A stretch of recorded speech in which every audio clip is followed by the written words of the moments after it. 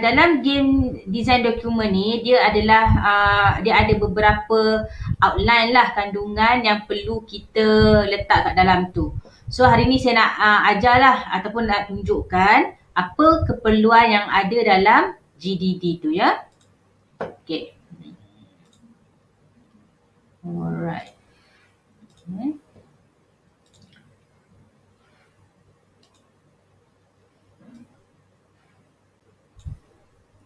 Okay, nampak dah nampak ya saya punya dokumen PowerPoint ni? Nampak. Okay. So, okay.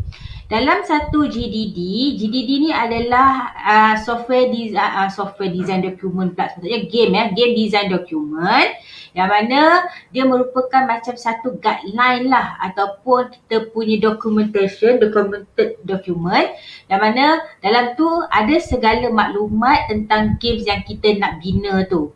Okay, kenapa dia penting? Pertama, bila kita kadang-kadang bila kita kata kita nak buat games, dia semua atas kepala kita. Dia tak organize. Kita kata nak game tu macam ni, macam ni. Tapi besok bila kita tanya balik nak buat game macam mana, dah bertukar pula, dah lupa pula kan. So, dia penting untuk kita organize kita punya idea tu.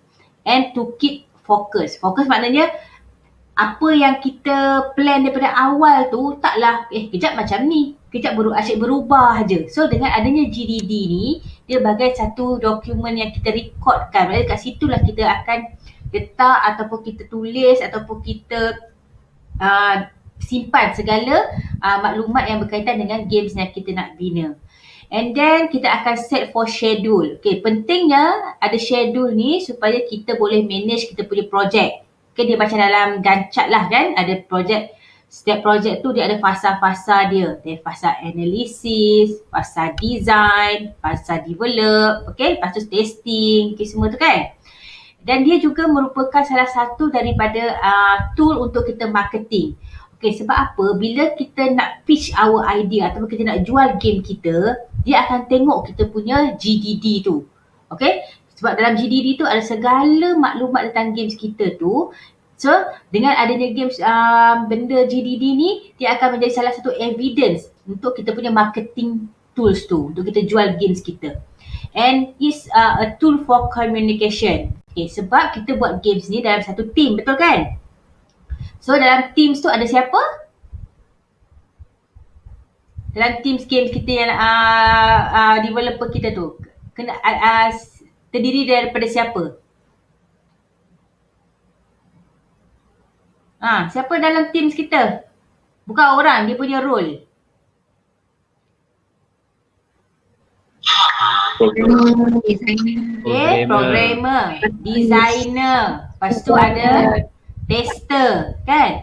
So, ketiga-tiga orang ni, ketiga-tiga role ni, dia akan ada satu panduan yang sama lah. Maknanya alat communication ni maknanya apa-apa dia nak rujuk ataupun nak jadikan panduan adalah melalui GDD tu. Okay, supaya macam saya kata tadi lah, supaya idea tu tak berubah. Lepas tu kita akan boleh lebih fokus. Okay, dan benda segala kerja kita tu mengikut jadual. Okay, itu adalah kepentingan GDD ni.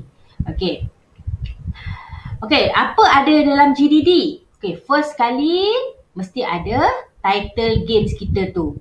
Okay, dan selalunya title ni adalah yang catchy, mudah diingat dan juga meaningful. Meaningful ni maksudnya dia menunjukkan games kita tu memberi orang kata clue ataupun ada meninggalkan kesan lah kepada pemain tu bila dia main. Okay, contohnya macam PUBG kan, nama dia Player Unknown's Battlegrounds. Okay, contohnya macam tu.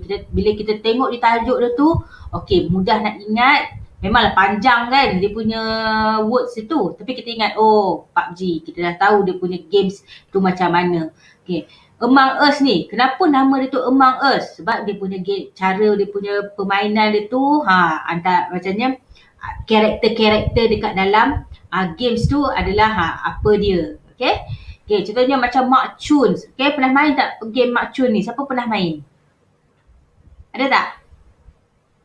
Ke kau tak pernah main? Tak pernah dengar pun? Tak pernah main. Dia cubalah tengok.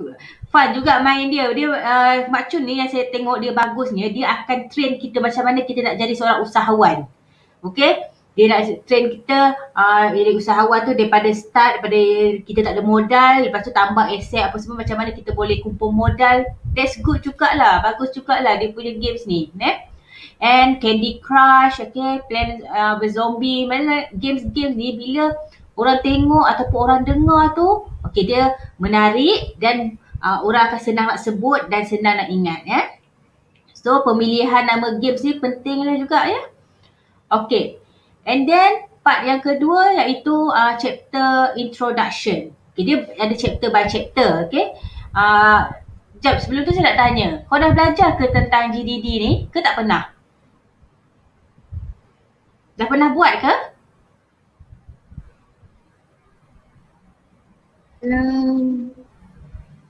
Ha? Belum. Belum pernah lagi? Dekat mana-mana subjek pun tak pernah buat lagi? Okay. Tak. Okay, so pentinglah untuk korang dengar yang saya punya lecture kali ni, sebab lepas ni mungkin setiap subjek semua benda kena buat GDD. Okay? Okay, so dalam introduction, maknanya pendahuluan ni kena ada inspiration or motivation of where the games, idea of the games come, yang datangnya idea games ni daripada mana. Okay, contohnya kat sini motivation ni, satu games ni nama dia buat satu games ni, the motivation to create this game spark after I have finished playing a game called Finding Paradise. Which maknanya satu game ni yang student tu buat, okay, dia kata dia dapat idea tu lepas dia main Finding Paradise. So dia inspired from this game lah. Okay. The game is a sequel to the first game called To the Moon. Maksudnya Finding Paradise ni daripada games To the Moon lah, which I also have played before. The reason why those games motivates me is that it managed to move people's heart. Okay, maksudnya kat situ games ni dia macam ada sentimental value lah pada dia, okay? While the game being completely simple from the aspect of graphics. Okay, so dia ceritalah apa yang menyebabkan dia pilih untuk buat game yang macam tu. Okay. Kedua, aim.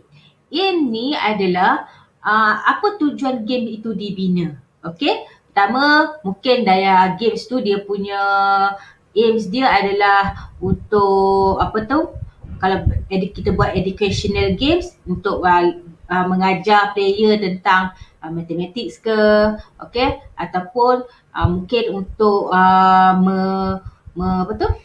meningkatkan kreativiti players ke, untuk merangka strategi ke, apa-apa je lah. Okay.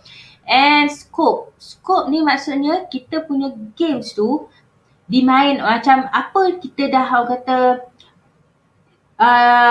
kita dah kategorikan ataupun kita dah scopekan kita punya games tu kepada player umur berapa, atas platform apa, okay, guna device apa. So kita dah scopekan dia, okay.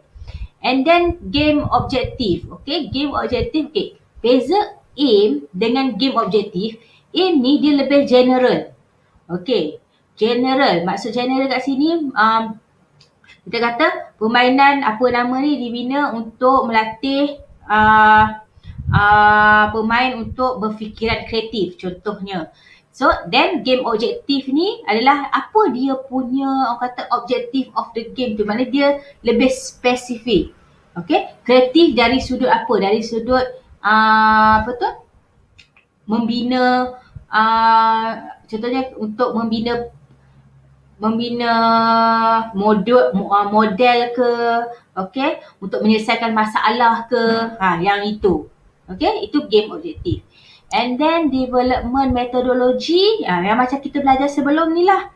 Ada GDLC, Game Development Life Cycle. Okay, selain tu siapa ingat lagi? Model-model dalam development methodology?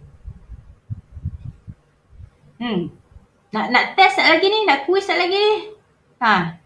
Siapa boleh sebut? Selain daripada game design life cycle lagi? User-centered. User centered lagi. Good. Header. Apa nama header? Ingat tak? Yang lain. Tu nak kena tengok balik tu. Okay. Okay, so pilih satu. Contohnya model GDLC and then terangkan setiap fasa tu apa yang perlu ada. Okay, itu dekat dalam GCD. Okay. GDD. Okay, tadi saya sebut GCD kan. Okay, beza GCD dengan GDD. GCD dia konsep, dia hanya menekan tentang konsep games tu. Dia akan dalam dokumen tu, dia akan cakap pasal element of games, dia punya gameplay, dia punya karakter apa semua tu, yang mana yang orang kata tak sedetail dalam GDD. Okay, tu beza dia. Okay, part yang kedua iaitu game overview. Okay, dalam game overview, okay, dia ada game concept, genre, target audience, high concept, unique selling point, game mechanics, platform dan juga device specification. Okay, dalam game konsep, okay, konsep dia tu depends lah kepada setiap group dia nak berkonsep macam mana. Okay, dia ada element of art ke, element of konsep dia berkenaan dengan local punya environment ke. Okay, benda-benda macam tu lah konsep games tu. Okay, genre, macam dia ada adventure, apa lagi? Action. First person. Okay. RPG. Okay. Taki, bagi satu contoh. Game genre. Action. Okay, good. Okay, benda-benda macam tu lah. Okay, target audience siapa? Children ke, adult ke, teenager ke. Okay. Unique selling, high concept. Okay, high concept dan juga unique selling point ni. Okay, maknanya, okay, contohnya nampak tak yang bulat-bulat ni? Adalah apa benda yang kita ni sebagai orang kata developer, kita akan kena buat research dulu. Research dulu apa kita punya unique selling point dalam games kita tu. Okay, contohnya what your brand does well, what was the consumer wants, okay, what's your competitor does well. Dia berkaitan dengan marketing jugalah. Okay, so dekat situ bila kita tahu apa kita punya unique selling points, mungkin kita punya games kita tu dia ada satu elemen localization, maknanya Malaysian punya konsep contohnya, maknanya berbeza dengan game-games yang lain. Walaupun games kita tu mungkin similar macam Plant and Zombie, tapi mungkin kita letak dekat situ ada elemen yang berbeza yang mana dia menjadi titik kepada kenapa orang nak beli kita punya games tu. Okay, iaitu game mechanics, platform and device specification. Maknanya dari segi teknikal lah, kita kena cerita sikit lah. Kita pakai platform apa, lepas tu kalau kita nak dia nak main games kita tu, apa minimum specification yang dia perlu ada. Okay, contohnya dia segi dia punya processing ke, dari segi dia punya grafik ke. Okay, kita takut nanti bila orang nak main rupanya tak compatible dengan dia punya device. Tak sesuai kan. Okay, benda macam tu. Okay, bab seterusnya adalah storyline. Okay, kita akan masuk dekat bahagian storyline, bahagian naratif. Kat situ kita ada outline and plots. Okay, macam ni kalau kita tengok, selalunya kalau dalam games dia mesti macam cerita je lah, macam movie lah. Dia ada macam opening, exposition. Okay, contohnya macam kadang-kadang satu games tu dia ada dia punya story kan, dia ada punya cutscene, dia cakap mula-mula tu dia cerita pasal introduction karakter ni. Lepas tu dia akan bagi tahu konflik dia. Lepas tu dia akan bila dia dah banyak konflik dia akan pergi pada climax, and last kali dia akan selesaikan final action and resolution. Okay, maknanya bila orang main games tu, dia akan mengikuti dia punya orang kata story of the games tu. Okay, script and dialogue or narrative. Okay, contohnya kalau permainan RPG ke kan banyak dialog dekat bawah tu. Okay, dan benda skrip sendiri. Ya. Dan juga storyboard. Okay, storyboard macam contohnya yang macam tepi ni lah. Okay, storyboard tu setiap apa benda yang terpapar dekat interface tu mesti dibagi tahu apa bendanya. Contohnya macam ni battery dead collected, yang ini energy, okay. Ini enemy, ini the main character. Okay, so kena lampirkan storyboard di dalam GDD. Okay, seterusnya game design. Okay, dekat sini memang kita letak detail lah kita punya konsep art and art style, colours, character design, environment and scene design, asset and inventory. Okay, contoh dekat sini konsep art and art design. Okay, yang games yang saya cerita yang pasal motivation tadi kan. Okay, I am using the retro games pixel art as my game's art style. Di mana dia guna pixel punya art style lah. The player's sprites and the environments of my games were pixel art and it looks like it's coming from an old game. Ayat dia ni pelik sikit kan. Maknanya dia guna style yang macam permainan lama-lama dulu ya. This kind of art style is also influenced by the game To The Moon. Maknanya dia banyak dapat inspirasi daripada game yang dia pernah main dululah. Ya, itu To The Moon. Okay, contohnya kalau yang game ni pula dia gunakan, kalau tengok dia punya karakter tu dan juga warna dari segi design dia tu, dia tengok tekstur dia macam memang futuristik, macam rustic sikit, dan pemilihan warna dia tu mesti harmoni. Okay, tengok bila kita tengok warna tu nampak macam smart je. Okay, taklah kejap-kejap warna lain, dia punya warna lain, lepas tu kontra tak kontra. Okay, benda tu pun kena ambil perhatian jugalah ya. Dan setiap pergerakan macam ni close macam mata dia lah. Ni dia tunjuk pada mata dia. Okay, kalau tutup macam ni. Kalau open macam ni. Kalau benda tu berdiri macam ni. Maksudnya setiap position ataupun kedudukan karakter tu pun perlu dinyatakan dekat dalam bahagian game design ni. Okay, kalau pandai kita buat yang jenis 3D lagi lah, pandangan atas, tepi, kiri, kanan, bawah, semua kena tunjukkan dekat dalam GDD ni ya, pada bahagian game design. Okay, setakat ni ada soalan tak?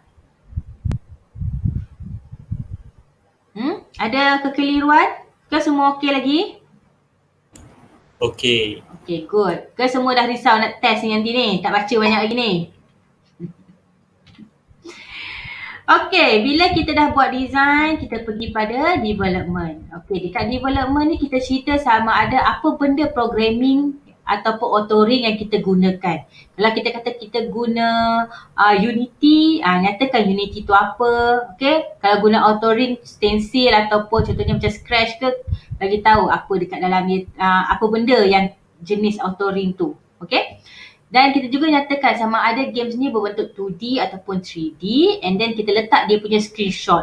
Okay, dekat screenshot tu janganlah stepek je, letaklah sikit description. Contohnya kita kata this is macam gambar ni kan.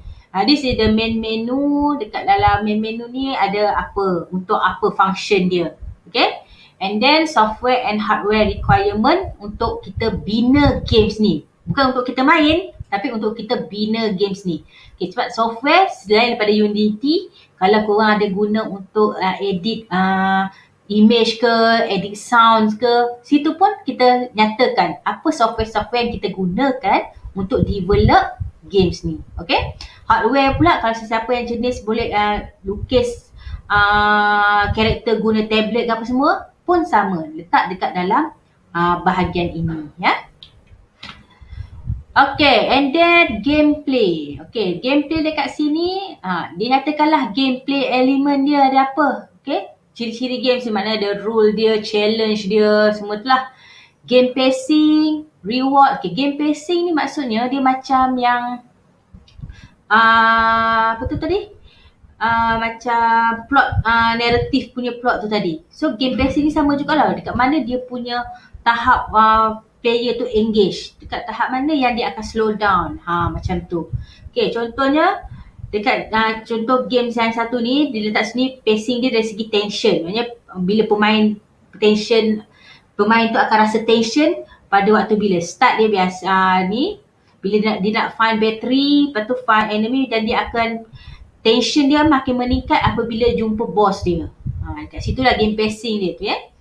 Rewards and penalties. So nyatakan juga kalau rewards mungkin dia kata dapat coin ke, dia dapat extra life ke ataupun power up ke. Okay, kalau ada penalties pun nyatakan juga ada penalty. Apa jenis-jenis penalties yang ada dalam games tu. Okay. Missions and levels. Kalau ada siapa game yang ada levels tu, nyatakan level 1 macam mana, level 2 macam mana. Kalau mission pula, setiap checkpoint tu dia ada misi-misi dia yang kena selesaikan pun nyatakan juga. And level map. Okay, sebab sometimes ada nanti kalau korang buat FYP kan, games mestilah game yang jenis yang luas, besar. So kena ada dia punya map dia. Ya, nyatakan sini apa dia punya map. Dekat sini ada apa. Okay, contohnya macam ni. Dia kata yang bentuk bulat ni player. So player dekat sini. And then dia kena cari bateri. So dia dah letak dah bateri tu dekat mana. So merah ni maybe dia punya enemy. Okay. So dekat sini sebab apa nanti bila developer ataupun designer nak lukis ataupun nak tentukan kita punya games tu, oh dia dah boleh rujuk dah. Oh kena bila nak buat games tu benda tu dekat sini, benda sini. Jadi mudah lah. Sebab salah satu tujuan dalam GDD ni adalah sebagai tool of community apa? Communication. Yes, good. Sama juga macam kelas sebelum ni pun Kai juga yang ada dalam kelas saya ni rupanya. Okay, dan seterusnya game GDD outline iaitu interface dan juga interaction. Okay, dekat dalam interface dan interaction perlu ada benda-benda ni lah. Ada GFD, game flow diagram, ada screen flow diagram, user interface dan juga game controller diagrams. Okay, so dekat situ kita nyatakan lah kalau kita punya nak control games tu apa dia punya key ataupun button-button yang dia perlu handle lah. Contohnya macam ni, move the player. Okay, space untuk interact with NPC. Okay, enter to interact with objects. Okay, penting tahu buat ni sebab dia pakai pasal interface dan juga interaction. Kalau interface tu boleh letak screenshot juga. Nyatakan kalau interface untuk menu macam mana, interface untuk dalam gameplay macam mana. Ya, dan tapi kena ada description lah, jangan tepek ya. Kena ada description. Dan seterusnya bahagian testing. Okey, dekat dalam bahagian testing ni kita kena nyatakan apa dia bugs, issue dan juga kena letak how alternatif ataupun cara macam mana kita nak fix dia masalah tu. Sebab selalunya lah tak adanya orang buat game je terus berjaya, terus sukses je. Dia mesti akan menghadapi beberapa jenis bugs, issue dan juga isu yang berlaku waktu dia develop the games tu. So, as a team kena fikirkanlah how to fix dan nyatakan dia punya orang kata how to solve tu, the way to solve, okay? Ada masalah-masalah tu. And then kita lakukan testing, kita dapatkan player punya feedback. Dan player punya feedback tu kita boleh tunjukkan dalam bentuk carta pie ke, bar chart ke, okay? Gambar ke, ataupun siapa yang nak buat macam bentuk macam ni pun okey juga. Okey, ataupun kalau buat interview boleh nyatakan dia punya apa dia mana komen players tu terhadap games kita tu. And nampak yang last sekali adalah conclusion. Okay, conclusion ni bila kadang-kadang bila kita buat games tu kita plan A, tiba-tiba dia jadi macam B, jadi macam C. So dekat situ kita letaklah apa kita punya apa dia yang terjadi sepanjang kita buat games tu, features-features yang tiba-tiba muncul. Okay, kita tak plan pun features tu ada. Tiba-tiba bila kita buat tu features tu ada. Okay, sebagai contohnya jadi dia kata ni, there are some features that I didn't expect to include in the game. One of the features is the puzzle solving mechanism. Okay, dia kata my original idea was to make the player choose the words themselves by clicking a button that will change alphabets until they found the right one for each word. After realizing to program that mechanism might be hard, I decided to find the other way. And then I thought of drag and drop system. Sebelum ni dia nak buat mechanism tu jenis clicking button kan. And then dia tengok rupanya lebih mudah nak guna drag and drop. So boleh juga kita letakkan dekat dalam bahagian unexpected features ni.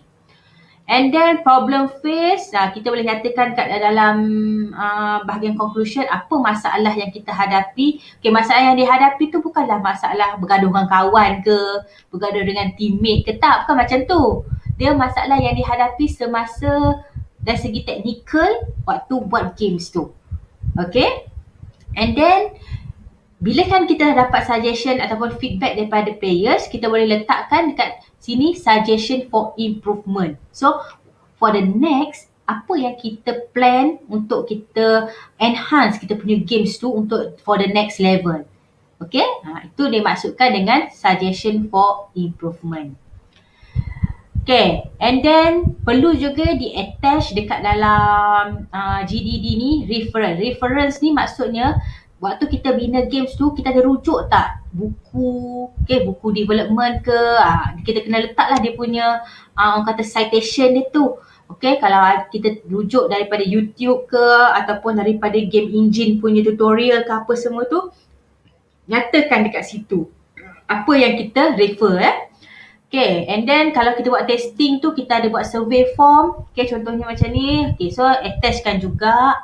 Lepas tu kalau ada testing evidence, okay, macam ada gambar yang macam kita buat testing kan, kita ambil gambar tester tu tengah main ke, kita boleh letakkan sebagai evidence.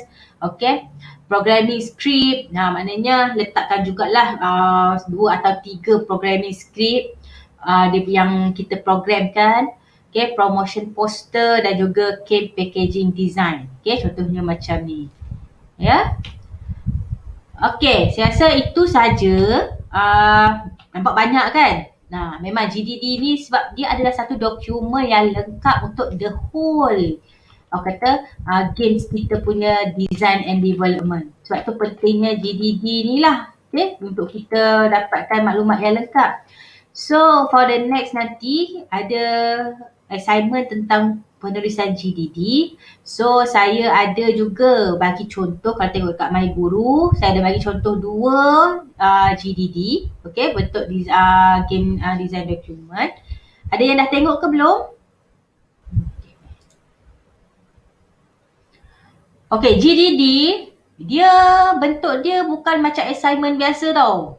Maknanya assignment yang ada logo UPSI warna putih, lepas tu nombor metrik letak, dia macam dia nak adalah represent you punya games. So nak tunjukkan games tu kenalah dia punya apa tu, background dia pun ada ciri-ciri games tu, dia punya apa tu, menunjukkan dia punya kata image of the games tu. Okay, lepas tu ni biasalah abstract semua. Okay, kena ada table of content. Satu lagi saya lupa, kena ada table of content ya. Okay, semua tu sudah ada table of content. Lepas tu chapter 1 introduction. Ceritalah semua ni lah macam ni. Okay.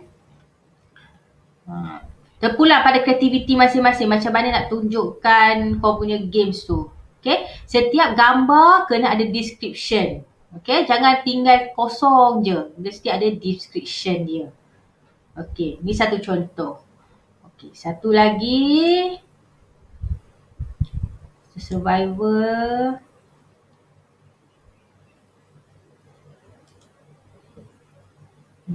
Yang ni dia buat biasa je cover dia. Okay, yang sebaik-baiknya dia buatlah cantik sikit kan.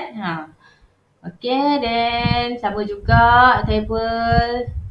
Dan dia cantik kat sini lah. Dia punya grafik. Okay. Setiap gambar tu kena ada description. Okay. Maknanya kena tersusun. Kena ikut dia punya susunan tu. 4.3 dia ikut format dia lah. Jangan main tulis. Dia punya tulisan pun kena konsisten. Okay. Walaupun saya kata tadi yang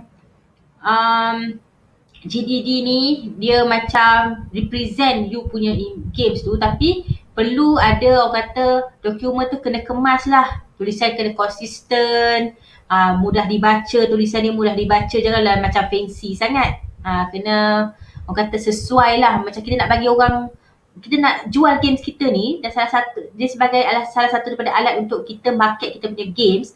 So pastikan kita punya dokumen pun cantik lah. Okay? So this is what I expect lah dengan you punya final punya presentation nanti, kena ada GDD yang tersusun macam ni. Okay? Okay, ada apa-apa soalan? Clear tak tentang GDD ni? Clear? Clear. Okay. InsyaAllah. Alright. So